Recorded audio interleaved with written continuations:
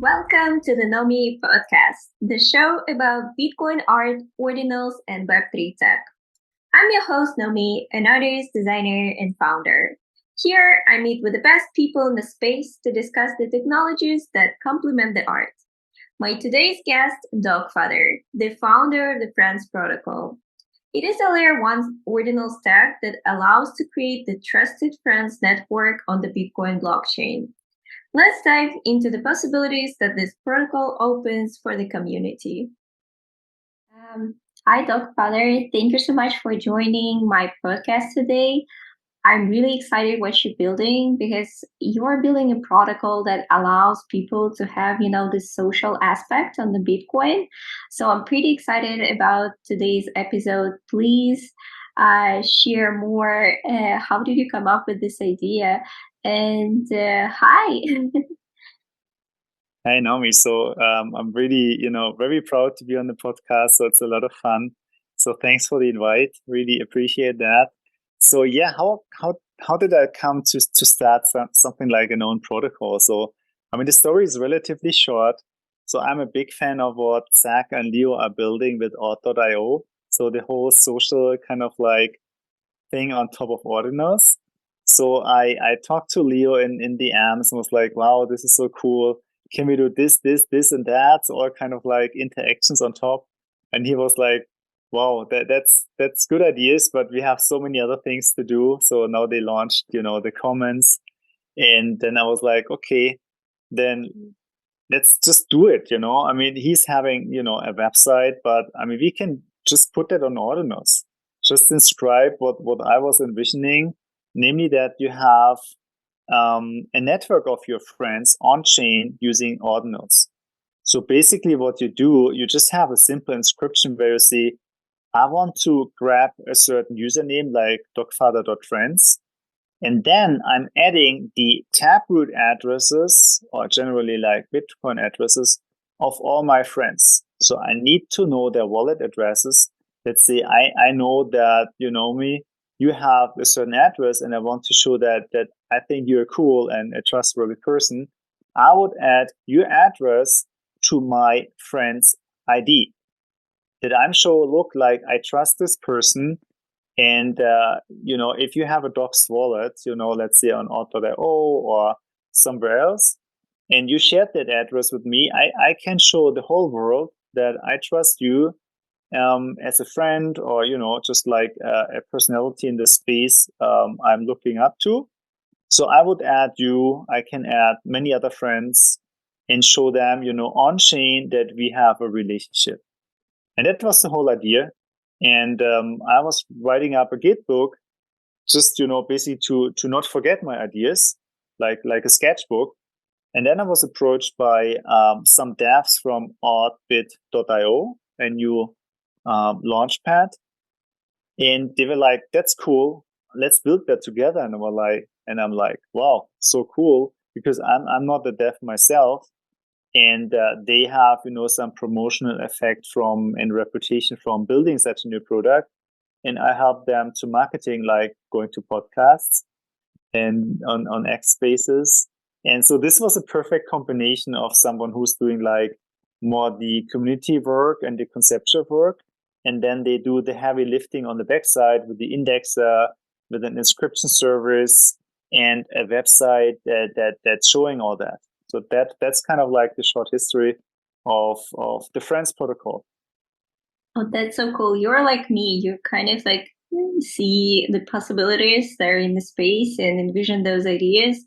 And you love the tech and you understand the tech. And then you're just like, I want to implement it. And then like developers are coming to just help you. That's amazing. Like I do the same because I'm not a developer. So when I share my ideas on Twitter or just in like Discord, people are coming by and wanted to build with me. So yeah, like the space is amazing. Like ordinal space, I want to emphasize that it's super collaborative right now.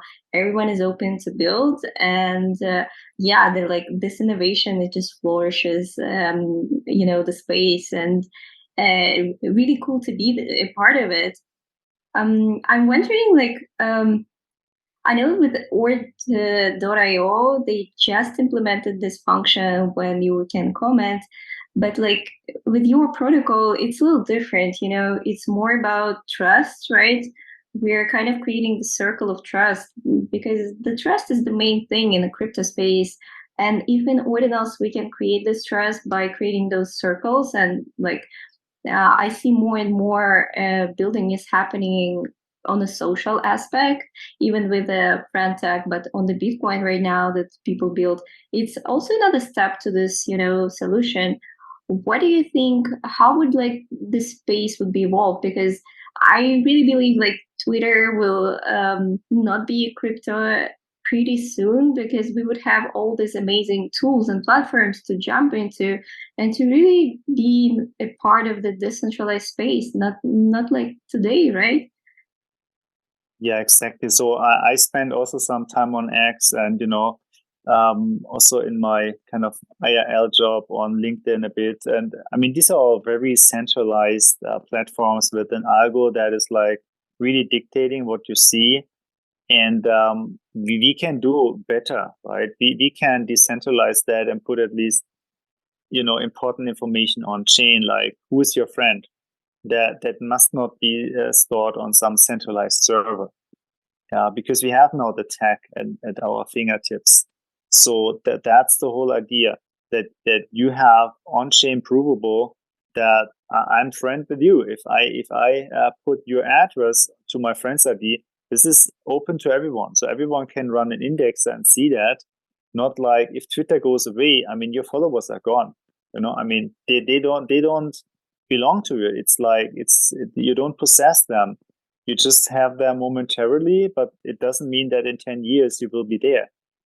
And that's something, it's a bit scary. Some people build their whole business on the platform, but actually they neither own, their ID, so their Twitter handle, nor do they own their followers. I mean, they can be gone. I mean, you can be locked out of your account. Your handle can be taken away, like this dude who had this X handle was just taken away, right? Just by like, okay, take another one. Bad luck for you. We are now our name is X and we need this.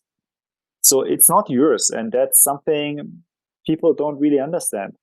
If you inscribe your stuff on Bitcoin using ordinals, it's there forever until Bitcoin is there. And that's the cool feature. And I have a very long-term vision on that. We built very slowly and, want to get rid of rough edges and, think about all the different corner solutions and crazy things that can happen, because we know this can really be there for a very long time, or this will be there for a very long time. Hopefully it will be there once I pass over the keys to my kids. That's the whole thing. Yeah, when the trust is there, then it's easier to onboard more people. Please share what you have and how can people participate in that? Yeah, I will do that. 1 second. So before I actually go into these how it's looking like at the moment, let me start a bit by seeing what we actually like built. And I think it's becoming very obvious if you look at this little picture here, Wow, that's which so is cool. which is like the social graph of all of the whole Friends protocol. So this bubble map is basically the whole Friends network. And you see there are like many dots, they are not active yet. And then here in the middle, you see all those with a connection. And these connections, once I zoom in a bit more, is a wallet that is then having, all these connections with others. So that are all their friends. So I can also go from this bubble to the next one that's connected and see, okay, they're also like connected with these other kind of wallets. So this is the whole social network that we have. So you can actually navigate through that and check, okay, this person has like a ton of friends. I think that's our, wallet with the, I don't know, 200 friends or so that this wallet was mentioning. So that's like the leader. And Here on the right-hand side, you have basically the main aggregated view of the whole network, because here you see a rank based on the number of mentions of your address. So for instance, that's my address that was deploying the Doggfather.frens address, frens ID, and this is mentioned 20 times by other friends IDs. So for example, the partners from Oddbit, they mentioned my address, so this is then counted by S1. My friend gn.zats was, I think, mentioning my address as well, so this is also counting in here, and 18 others, and it's not even and that's the current status of that kind of friend score. And the friend score is basically the aggregation of this whole network over here. So everything you see here is basically the detailed version of what we show here.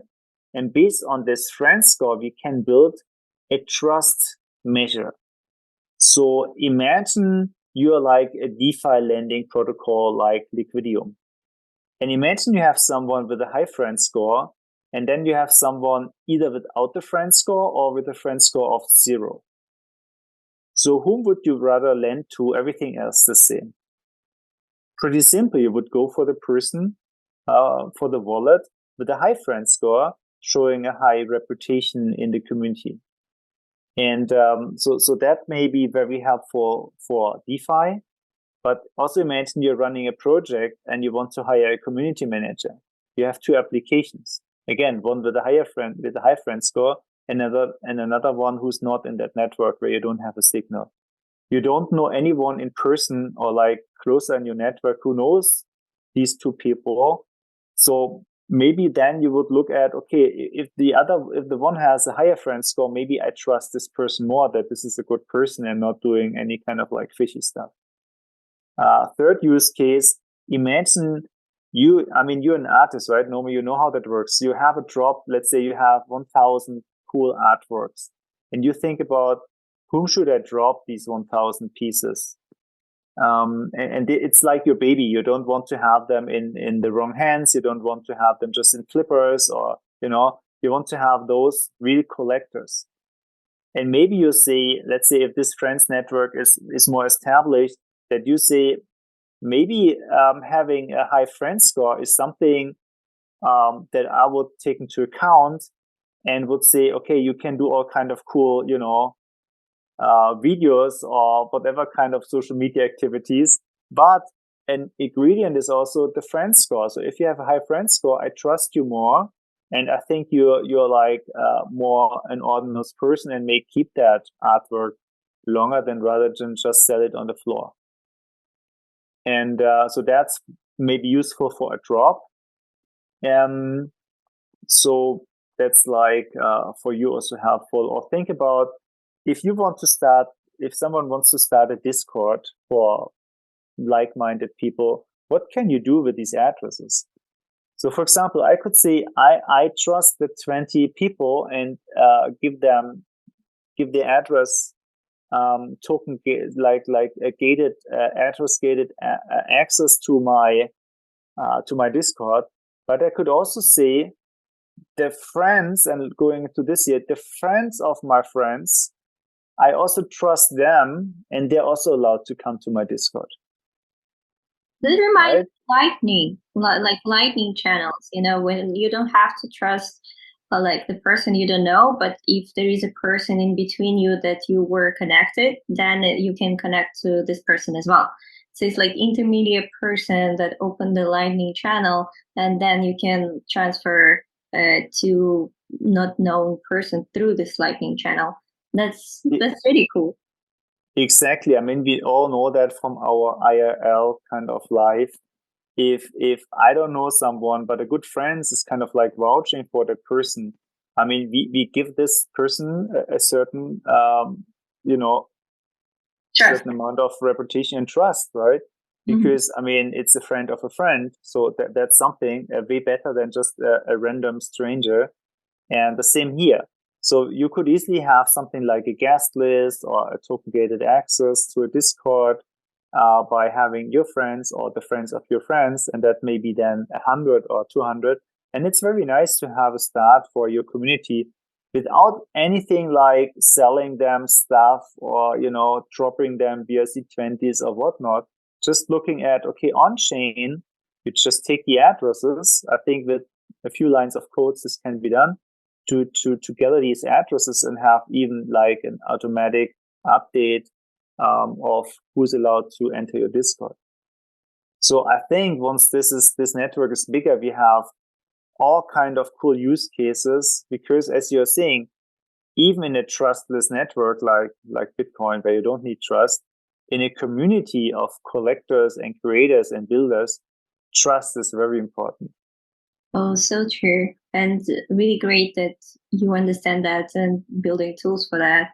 I'm wondering about mentions again. So does it mean that your wallet 20 times was mentioned as a friend wallet?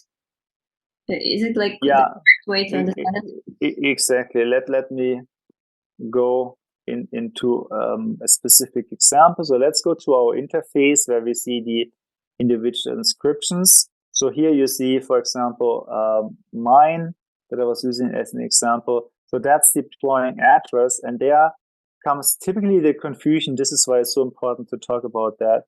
So I mentioned in my deploy inscription and then in several update inscriptions, I have like 37 friends.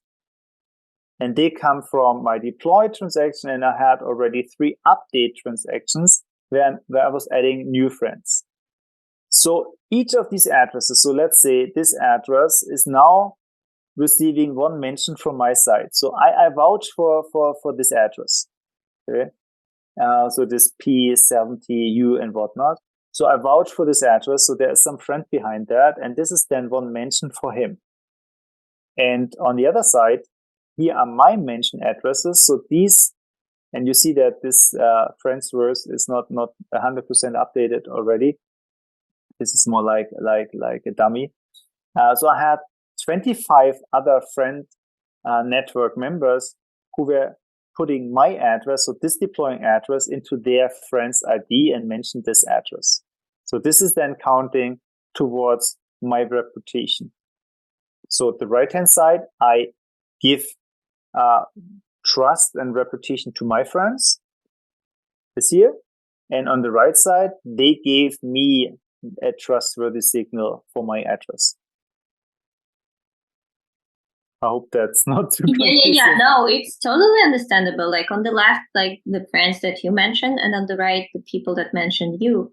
So, exactly. And it might not be the same, right? Like when you mention a friend and this friend doesn't mention you, that also works, but it doesn't create the link between you. When like you both mention each other, probably like it's a better connection.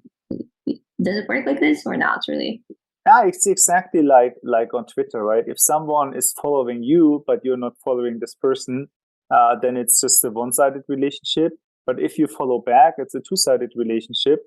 And this also happens here with the friends. I mean, obviously, I showed, some love to 37 friends, and I just received back 25. So it's like 12 people difference. And but that's okay. And I'm with you. I think if you see that the reverse is also true, I think that's also a stronger signal than just I show that this is a friend, but this friend is not responding the love, right? So to say. And that's exactly what we plan to do. So this is now a very, very simple version of a score. And I had a few spaces and discussions, and they were always like, how can we gamble the mentions? I can have multiple addresses and mention my address to get up in the leaderboard, and was like, yes, sure you can. But this is just a very, very rough and very simple version of what we plan. So later we will have smarter versions where we weight these mentions. So for instance, if you have a friend's ID that was created earlier, so something like, call them OGs, they may have a higher weight if they also have a high kind of friend score. They also have a higher weight. So it's a bit like, Google ranked pages. So not all links have the same weight on Google, because some, if you have a Bitcoin magazine mentioning you, that's worth more than if just a random website is mentioning you.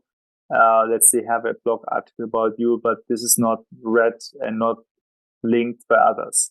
And it's the same here. If I give, let's say if you implement that, and I mention, let's say, the address of GM or of Ordinal Labs, this may have a different impact than someone who's just having one mention or none. And this is how we want to make this friend score more robust to manipulation. If, let's say, this is really used for DeFi, it needs to be pretty much bulletproof. Yeah, some people want just to gamble, but we wanted to build, right? Like something sustainable. And that's why I'm passionate what you're doing with your team. It's really cool. How do you see, like, what are the next steps for this protocol? I saw you have already like several thousand inscriptions, right? So right now we are like a bit more over 1,500, and what's even more important, we have 2,000 friends addresses there. So that's like, and then the combinations of that is pretty large already. So the whole network is growing a lot, and we are still in private beta. That means this is not everyone can already inscribe such a friends ID, because we just do that by invitation at the moment. So I was basically the whole team, so the Oddbit team and myself, we were reaching out to individuals and to first communities to hand them some invitation codes. Basically, they are beta testing our network, right? So we ask them, so what is working, what is not working, what is still confusing, just to get rid of these, not optimal steps.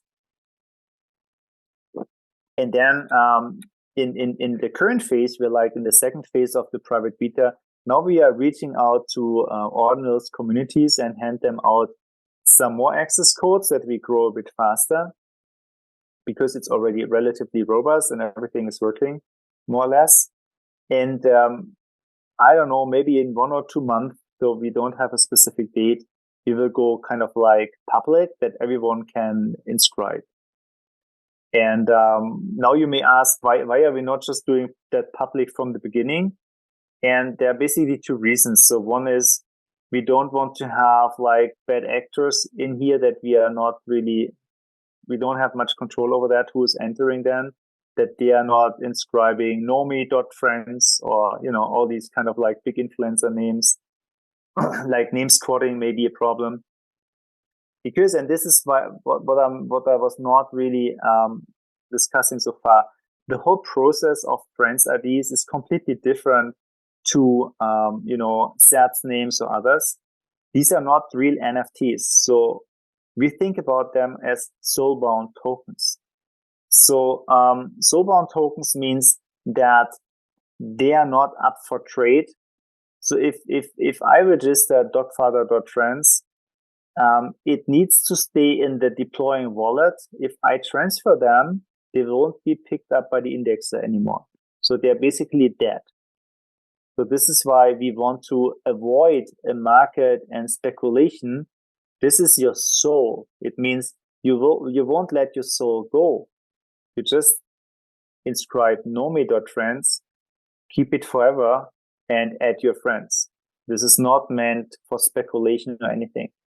Super excited, especially because you can transfer it. I also envisioned like the entrance to what I built through dot names, because it's really like your example that just gives me an inspiration that it's possible to create, and that like it would be sustainable. You're right, like when you create those like limited accesses from the beginning, then you have good players in place when people would not just like gamble, but more like help you to innovate, right? To build a product.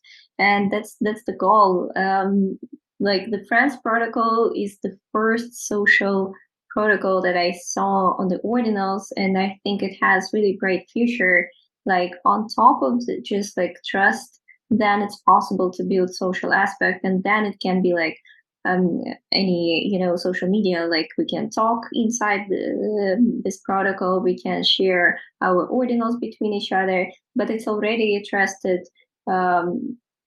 community, so that there will be less speculation and more really like a friends partnerships inside that. So it's a base, and it's a great base for building on top. Just one thing to mention, maybe if someone is interested, so how can we move forward? There's one technical detail. In order to make sure that the community members may not have such an easy time to manipulate their score, we just have one inscription service that is allowing, that's basically picked up by the index, and that's my partner Oddbit.io. You need to connect your wallet in order to really verify that where you send the inscription, that you control the wallet. So we don't allow people to just go to Unisat and inscribe 100 different friends names to some random addresses in order to push their own friends ID's address. My question would be, what do you appreciate in ordinals more than in any blockchains, and why did you choose Bitcoin to build on top? What are the benefits do you see for your own project and for the future of just healthy ecosystem? Yeah, that's a very fundamental question. And I don't know, somehow on Bitcoin, I feel at home. So I was already active on Bitcoin via the counterparty protocol, which is a bit more primitive than the ordinals, because you cannot, inscribe on chain, and typically it's like pointers to IPFS or so. So I saw two very big improvements with the ordinals because it's on chain, and just have more flexibility, larger files, different file source, file types, and so on. So I really appreciated that and clicked very quickly. And then, on Bitcoin, I don't know, I started with Bitcoin. This is where it all started. It's the safest, the biggest blockchain, cool people. It just feels so good building here. So it's such like a good feeling to try to build something that may last. I don't know, forever is a hard word, but for a very long time. And this is just a very good feeling. So I have no doubt that this makes a lot of sense. Just a very good gut feeling, like a warm feeling that this is a good thing to do. Yeah, this is a good place and time to be. And I'm so happy that right now it's a renaissance, of NFTs, but on Bitcoin. That's really amazing. And I'm happy that not so many people are catching it from other blockchains, so that we have like really solid community of people that are really know where they're going, because they really see the potential, and we are kind of visionaries, we know a little bit the future, and now we kind of like solid on building on top. So I really appreciate you coming to my podcast. I learned a lot today, and it's inspiring to see how you are building in the space, and it was a pleasure connecting with you. And we would definitely catch on other spaces on Twitter. Awesome. So thanks again. So it was a big pleasure coming. Hopefully it was a bit kind of like you understand what I was saying. So we have a Medium article and a Gitbook with some further plans. So you can also dive into that and read a bit. There's also a video on how to actually inscribe such a friends ID. So for everyone, there should be some material to dive deeper into that. So yeah, thanks a lot. I hope we become friends, and we have a great community. We are building in the Bay Area, meaning that the cool people are around. And I think there's no community like Ordinals where you have such a high percentage of cool people, of extremely smart people. I'm super bullish, and I'm looking forward to where we are in next year or in a few years. Thank you for watching the NōME podcast. If you enjoyed the episode, put your like, subscribe to my channel, and share with friends what I'm cooking here. I appreciate the feedback and questions in the comments below. Follow me on Twitter, NōME_NFT, and see you in the next episode.